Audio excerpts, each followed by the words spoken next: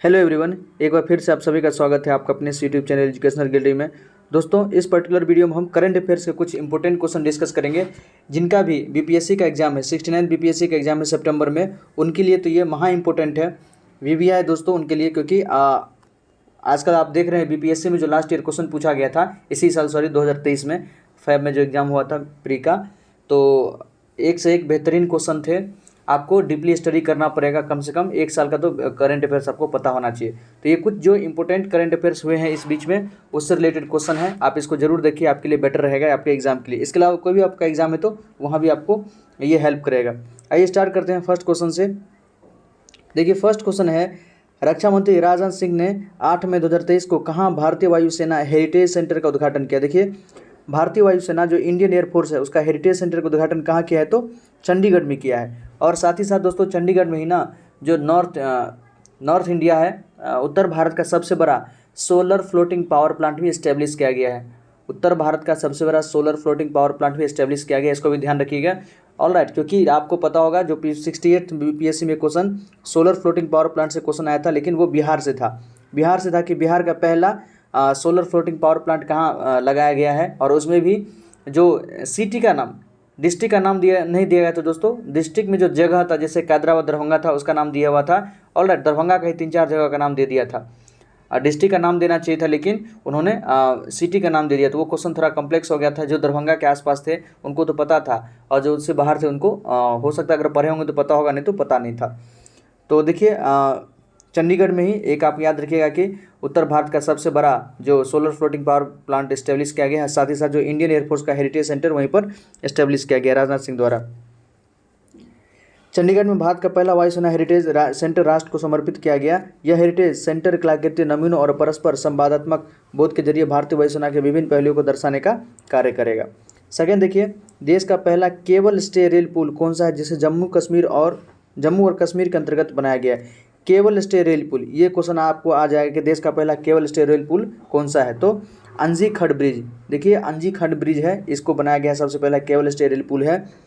Udhampur Srinagar Baramulla rail link परियोजना के अंतर्गत चेनाब की सहायक नदी अंजी के ऊपर, आजकल आप जानते हैं दोस्तों कि क्वेश्चन जो आ रहा है जो वन लाइनर नहीं आ रहा है, जैसे इसी से अगर क्वेश्चन बनेगा तो एक तो सबसे पहला क्वेश्चन ये पूछ देंगे कि केबल स्टे रेल पुल कहाँ बना है, तो अंजी खंड ब्रिज पर जो केबल स्टे रेल पुल बना है अंजी खंड ब्रिज। साथ ही साथ किस नदी पर बना है, तो चेनाब नदी की जो सहायक नदी है अंजी, उसके ऊपर बनाया गया है। तो आपको ये भी पता होना चाहिए कि अंजी जो है चेनाब की सहायक नदी है, इसके ऊपर बनाया गया है। ऑल राइट, तो मतलब उसके बारे में आपको अच्छे से जानकारी होनी चाहिए, क्योंकि बहुत सारा पॉइंट वो लिख देते हैं और पूछते हैं कि इनमें से 2 सही है, 3 सही है, 4 सही है, या इनमें से कोई सही नहीं है। और बीपीएससी का अपना तो एक 5वां ऑप्शन भी होता है।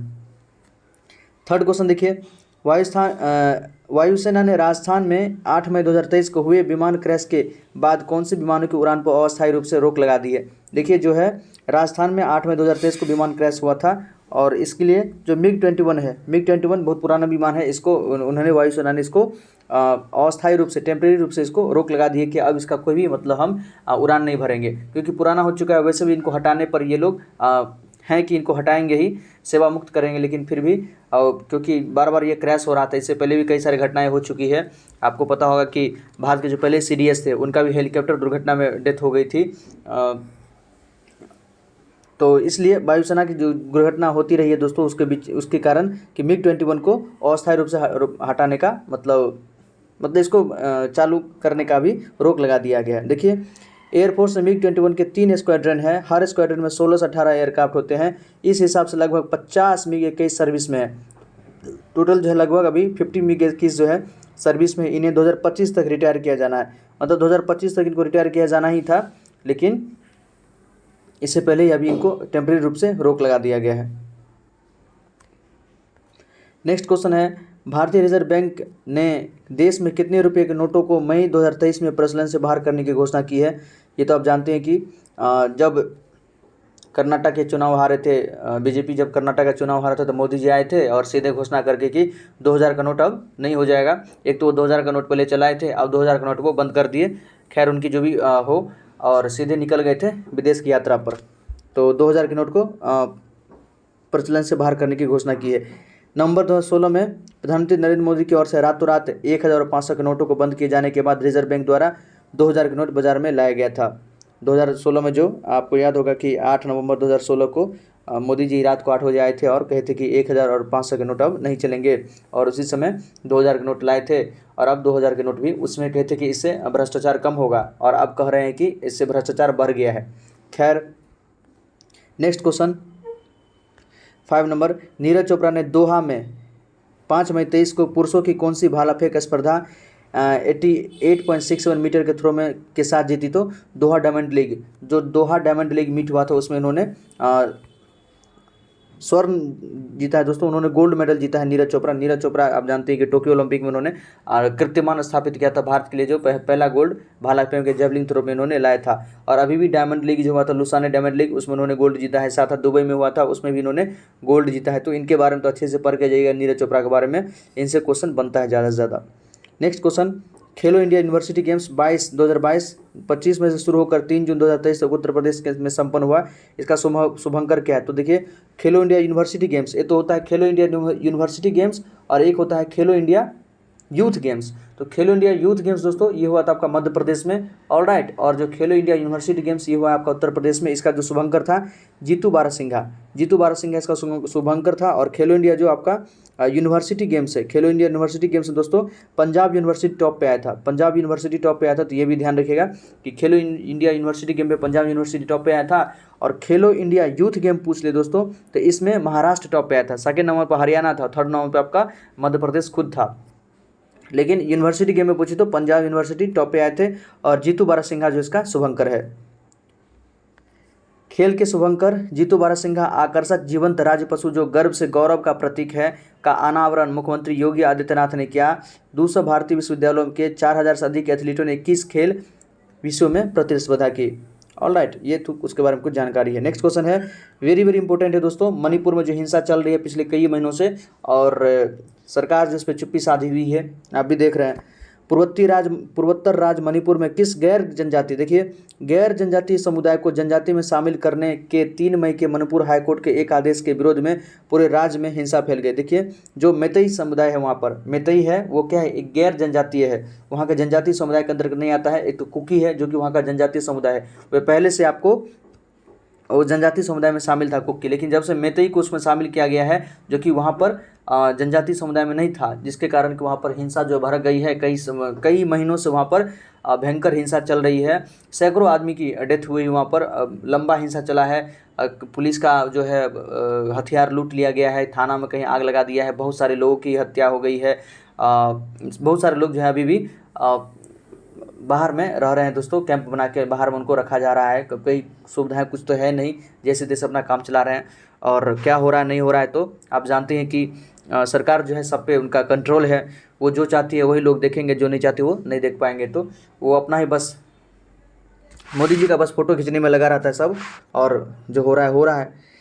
देखिए मैतेई पूर्वोत्तर भारत के मणिपुर राज्य का बहुसंख्यक समुदाय है, ये मणिपुर के मूल निवासी है, इसलिए उन्हें मणिपुरी भी कहा जाता है। मैतेई पूर्वोत्तर भारत के मणिपुर राज्य का बहुसंख्यक समुदाय, मैतेई जो वहाँ का एक बहुसंख्यक समुदाय है और वे मणिपुर के मूल निवासी है, इसलिए उन्हें मणिपुरी भी कहा जाता है।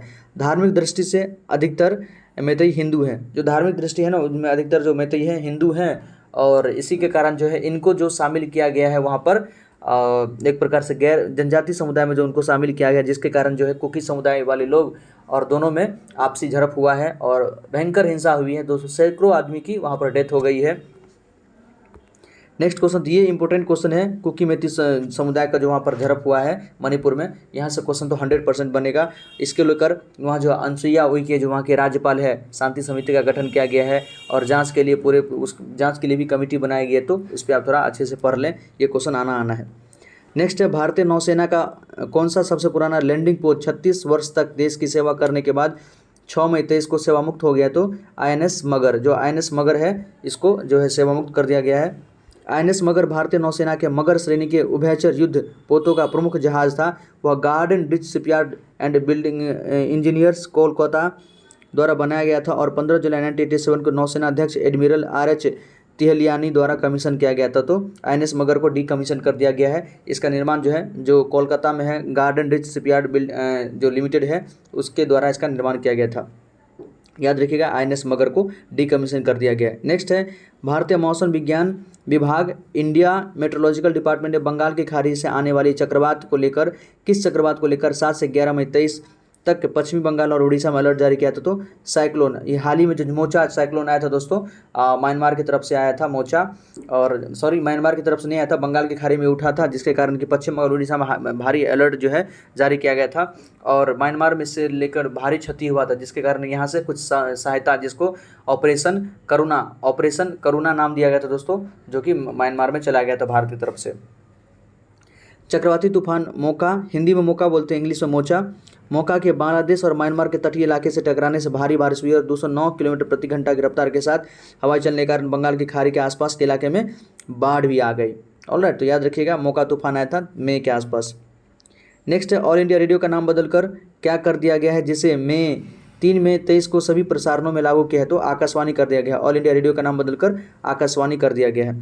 प्रसार भारती अधिनियम 15 नवंबर 1990 को लागू हुआ था, जिसके तहत ऑल इंडिया रेडियो का नाम बदलकर आकाशवाणी कर दिया गया था। अब इसे सभी प्रसारणों में अनिवार्य रूप से लागू कर दिया गया, तो AIR का नाम जो है अब आकाशवाणी कर दिया गया है। आपने बचपन में हो सकता है सुना भी होगा, हम आकाशवाणी से बोल रहे हैं। नेक्स्ट है अंतर्राष्ट्रीय गैर लाभकारी संगठन रिपोर्टर्स विदाउट बॉर्डर द्वारा 180 देशों के पत्रकारिता की स्थिति का विश्लेषण कर 3 मई 23 को जारी की गई रिपोर्ट विश्व प्रेस स्वतंत्रता सूचकांक 23 में भारत का कौन सा स्थान है। जो वर्ल्ड प्रेस फ्रीडम इंडेक्स है दोस्तों, उसमें 2023 में भारत का स्थान कौन सा, तो 161 है। निहायत ही कह सकते हैं कि 180 में 161वां स्थान है, तो इसके लायक ही है। हमारी जो पत्रकारिता है अपने देश की, आप जानते हैं कि गोदी मीडिया, बिल्कुल दोस्तों, जो भी टीवी चैनल है आपस में धर्म गुरुओं को बैठाकर और वो डिबेट करवाती रहती है, आपस में लड़ाई करवाती रहती है, जिसके कारण कि आज समाज में एक समाज दूसरे समाज को देखना नहीं चाहता, जिसको मौका मिलता है वो दूसरे पर हावी हो जाता है, और सरकार भी कहीं ना कहीं इसको बढ़ावा दे रही है। तो ये कहीं ना कहीं गोदी मीडिया के कारण ही हुआ है, और सरकार की भी यही मंशा है कि लोग इसी प्रकार से लड़ते रहे, आपस में पोलराइज होते रहे और अपना जो है उल्लू सीधा करते रहते हैं। तो खैर, ये आदमी को समझदारी दिखानी पड़ेगी कि सरकार क्या चाह रही है। वो हमसे लड़ाई करवाना हमारा आपसी लड़ाई करवाना चाहती है, जिसके कारण वो अपना तो राज भोग रही है। मोदी जी अपना राज तो भोग रहे हैं, पूरे समझ रहे हैं आप। और जैसे अभी आप देखे होंगे जो महाराष्ट्र में क्या सियासी घमासान हुआ था, अजीत पवार के बहुत सारे जो संपर्क में थे, या अजीत पवार खुद, उन पे जो है कई सारा जो है ईडी वगैरह का आया था कि उन पे ईडी का चेक वगैरह होगा, लेकिन जब से वो इसमें मिल गए तो वो एकदम लगता है कि जब मानो जैसे गंगा में स्नान हो गया है। तो बीजेपी के बाहर जो बाहर है, बीजेपी के आउटसाइड जितना है लोग, वो सब भ्रष्ट हैं, और जो इसके अंदर आ गया तो मानो वो दूध का दूल्हा हो गया है। तो यही चल रहा है पिछले कई वर्षों से। और मोदी जी तो फोटो खिंचवा के उनका तो प्रचार प्रसार सारा गोदी मीडिया करियर है, जिसका परिणाम ये हुआ कि हमारे देश का जो पत्रकारिता में है वर्ल्ड प्रेस फ्रीडम इंडेक्स में 161 स्थान है, 2022 में 150 था, और इस साल घट गया है, और नेक्स्ट ईयर आएगा तो आई थिंक ये पाताल लोक में ही चला जाएगा। देखिए, RSF ने पिछले वर्ष 180 देशों के एक सर्वेक्षण में भारत को 150वां स्थान दिया था। RSF की रिपोर्ट में कहा गया कि 3 देशों तजाकिस्तान 1 स्थान गिर के 130वें स्थान पर है, भारत 11 स्थान गिर के, देखिए 11 स्थान गिरकर 161वें स्थान पर है, और तुर्की 16 स्थान गिरकर 165वें स्थान में। स्थिति समस्याग्रस्त से बहुत खराब हो गई है। तो हमारी स्थिति तो आप जान ही रहे हैं अभी। नेक्स्ट है एस्ट्रोनॉमिकल सोसाइटी ऑफ इंडिया का पहला गोविंद स्वरूप लाइफटाइम अचीवमेंट पुरस्कार किसे मिला, तो professor Jayant Vishnu Narlikar. Astronomical society of India का पहला जो गोविंद स्वरूप लाइफटाइम अचीवमेंट पुरस्कार है, देखिए पहला है तो हो सकता है कि पूछा जाए, तो जयंत विष्णु नरलिकर को मिला है। वर्ष 2022 के लिए पुरस्कार की घोषणा मार्च 2023 में भारतीय प्रौद्योगिकी संस्थान इंदौर में आयोजित SI की 41वें बैठक में की गई थी, लेकिन प्रोफेसर नार्लिकर इसे प्राप्त करने के लिए यात्रा करने में असमर्थ थे, अतः मई में प्रदान किया गया। प्रोफेसर नार्लिकर भारत में ब्रह्मांड विज्ञान जो कॉस्मोलॉजी है अनुसंधान शुरू करने वाले शुरुआती व्यक्तियों में से एक हैं। तो जो हमारे यहाँ जो कह सकते हैं कॉस्मोलॉजी स्टडी ऑफ क्या करते, यूनिवर्स, जो यूनिवर्स का स्टडी किया जाता है उसको हम कॉस्मोलॉजी करते, तो उनके बारे में स्टडी करने के लिए, उनके बारे में जो रिसर्च करने के शुरुआत जो स्टार्टिंग किए थे वो प्रोफेसर जयंत विष्णु नार्लिकर हैं, जिसके कारण कि उनको एस्ट्रोनॉमिकल सोसाइटी ऑफ इंडिया का एक अवार्ड दिया गया है, सम्मान किया गया। अच्छी बात है। नेक्स्ट 13 भारतीय प्रतिस्पर्धा आयोग जो CCI है कि पहली महिला अध्यक्ष मई 2023 में किसे नियुक्त किया गया, तो रवनीत कौर। जो हमारा CCI है, भारतीय प्रतिस्पर्धा आयोग, उसकी पहली महिला अध्यक्ष रवनीत कौर। जैसे माधवी बुरीपुच को आपको पता होगा कि सेबी की पहली महिला अध्यक्ष कौन है, माधवी बुरीपुच। कई सारे एग्जाम में पूछा गया है कि सेबी की जो security exchange board of India है, जो शेयर मार्केट को पूरा रेगुलेट करता है, उसकी पहली महिला अध्यक्ष किसको बनाया गया, तो माधवी बुरीपुच। और इनका नाम भी, जो हिंडनबर्ग का रिपोर्ट आया था, अडानी ग्रुप को जो शेयर अचानक जो बहुत ज़्यादा गिर गया था, उस बीच में इनका नाम भी बहुत ज़्यादा आया था। आपस में क्या है वो तो खैर कितना न्यूज़ बाहर आता तो क्या उस पर बोलना, लेकिन उनसे रिलेटेड क्वेश्चन, जो पहली महिला होती है उनसे रिलेटेड क्वेश्चन तो आता ही है। और किस महिला को नियुक्त किया गया है उससे भी दोस्तों क्वेश्चन आता है, जिसको जरूर ध्यान रखिएगा। देखिए, कौर जो है, रवनीत कौर इस समय पंजाब सरकार के राजस्व और आपदा प्रबंधन विभाग के विशेष मुख्य सचिव व वित्तीय सलाहकार के पद पर कार्यरत है। CCI के पूर्व चेयरमैन अशोक गुप्त के कार्यकाल पूरा होने के बाद अक्टूबर 22 में यह पद खाली पड़ा था। नेक्स्ट है, कर्नाटक में मई 2024 में संपन्न विधानसभा चुनाव के बाद किस कांग्रेसी नेता ने 20 मई को मुख्यमंत्री पद की शपथ ली, तो वो कौन थे, तो सिद्धरमैया। आप जानते हैं कि सिद्धरमैया जो है कर्नाटक में भारी मतों से वहाँ पर जीते थे। बीजेपी ने अपनी पूरी एज, बीजेपी का पूरा जो स्टार प्रचारक है मोदी जी से लेकर और भी लोग, तो एरी से चोटी तक का जोर लगाया था दोस्तों। इवन उन्होंने हर बार करते हैं, इस बार भी बड़े पैमाने पर उन्होंने एक तो लोगों को पोलराइज करने के लिए केरला स्टोरी का नाम लिया। केरला स्टोरी अपने आप में बहुत बड़ा एक कह सकते हैं कि झूठ है।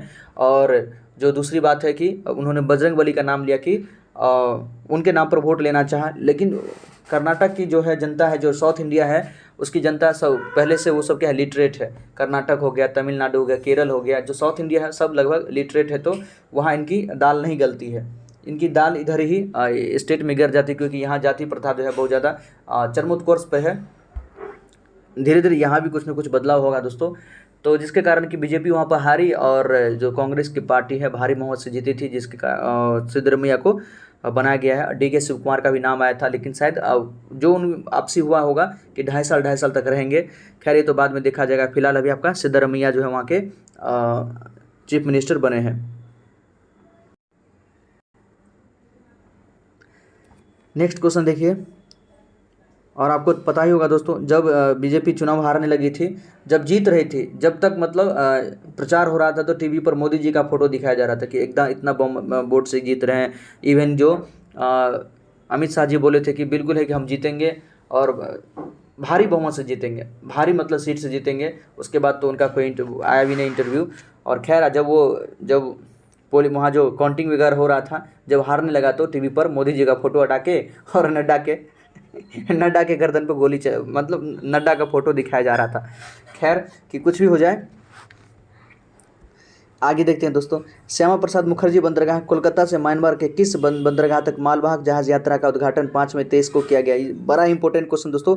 श्यामा प्रसाद मुखर्जी बंदरगाह जो है कोलकाता से म्यांमार के किस बंदरगाह तक, कोलकाता बंदरगाह से लेकर म्यांमार के किस बंदरगाह तक मालवाहक जहाज यात्रा का उद्घाटन 5 मई 2023 को किया गया, तो सितवे बंदरगाह, जो म्यांमार का है सितवे बंदरगाह, यहाँ से कोलकाता के लिए एक प्रोजेक्ट स्टार्ट हुआ है जिसका नाम है Kaladan multi modal transport product. Kaladan, ये याद रखिएगा, Kaladan multi modal transport project के तहत विकसित किए गए सितवे को कालादान नदी पर एक बहुसुविधा पारागमन परिवहन सुविधा का निर्माण और संचालन के लिए विकसित किया गया है, जो उस सुविधा को मिजोरम से जोड़ती है। तो कालादान एक मल्टी मॉडल ट्रांसपोर्ट प्रोजेक्ट है जिसको जो हमारा यहाँ कोलकाता का श्यामा प्रसाद मुखर्जी बंदरगाह है और म्यांमार का आपका सितवे बंदरगाह, दोनों को जोड़ेगी। कालादान नदी पर इसको स्टार्ट किया गया है, मिजोरम से भी जोड़ती है। नेक्स्ट क्वेश्चन है, तो इंपॉर्टेंट है कालादान प्रोजेक्ट, यहाँ से क्वेश्चन आएगा। यूनाइटेड किंगडम और अन्य राष्ट्रमंडल देशों के राजा और रानी के रूप में किसका राज्याभिषेक 6 मई 2023 को वेस्टमिंस्टर एबी में हुआ, तो यह आपका चार्ल्स तृतीय और कैमिला। चार्ल्स तृतीय जो है वहाँ का किंग चार्ल्स तृतीय का जो राज्याभिषेक हुआ ही था, साथ साथ कैमिला का भी इनका भी राज्याभिषेक हुआ है। और इसको ऑपरेशन गोल्डन आर्म भी नाम दिया गया, याद रखिएगा, ऑपरेशन गोल्डन आर्म नाम दिया गया था। इनका जो राज्याभिषेक हो रहा था उनको ऑपरेशन गोल्डन आर्म नाम दिया गया था। नेक्स्ट है, उसी के ऊपर देखते हैं और अच्छे से। चार्ल्स तृतीय ने सितंबर 22 में अपनी मां क्वीन एलिजाबेथ की मृत्यु के बाद ब्रिटेन के महाराजा की पदवी स्वीकार की थी। 6 मई को औपचारिक रूप से उनका तथा उनकी पत्नी महारानी कैमिला का राज्याभिषेक किया गया। 74 वर्ष किंग चार्ल्स ब्रिटेन के सिंहासन पर बैठने वाले सबसे बुजुर्ग ब्रिटिश सम्राट बन गए, सबसे बुजुर्ग ये बने हैं। नेक्स्ट है, 2 से 8 मई 2023 के बीच पहला आसियान भारत समुद्री अभ्यास कहाँ संपन्न हुआ। पहला भारत आसियान समुद्री अभ्यास इंपॉर्टेंट है दोस्तों, क्योंकि भारत जो है आसियान का एक सदस्य नहीं है। भारत याद देखिएगा आसियान का सदस्य नहीं, लेकिन आपस में ये समुद्री अभ्यास वगैरह करते हैं। तो इनका हुआ था सिंगापुर में। कहाँ हुआ था? सिंगापुर में इसका जो है अभ्यास हुआ था। भारत के INS सतपुरा और INS दिल्ली ने AM 2023 में भाग लिया। आसियान जो है अभ्यास है, आसियान समुद्री आसियान इंडिया मैरीटाइम एक्सरसाइज में भाग लिया। भारतीय नौसेना के साथ Brunei, Indonesia, Malaysia, Philippines, Singapore, Thailand और वियतनाम के नौसेना ने अभ्यास में भाग लिया। नेक्स्ट है 49वां G7 शिखर सम्मेलन 19 से 21 में 23 तक कहाँ आयोजित किया गया? तो हिरोशिमा जापान में। मोदी जी भी गए थे, एकदम घूम घाम के आ गए। नेक्स्ट है Canada, France, Germany, Italy, Japan, United kingdom, संयुक्त राज्य अमेरिका, यूरोपीय संघ संगठन G7 के शिखर सम्मेलन जापान में आयोजित किया गया, जिसमें भारत आमंत्रित था।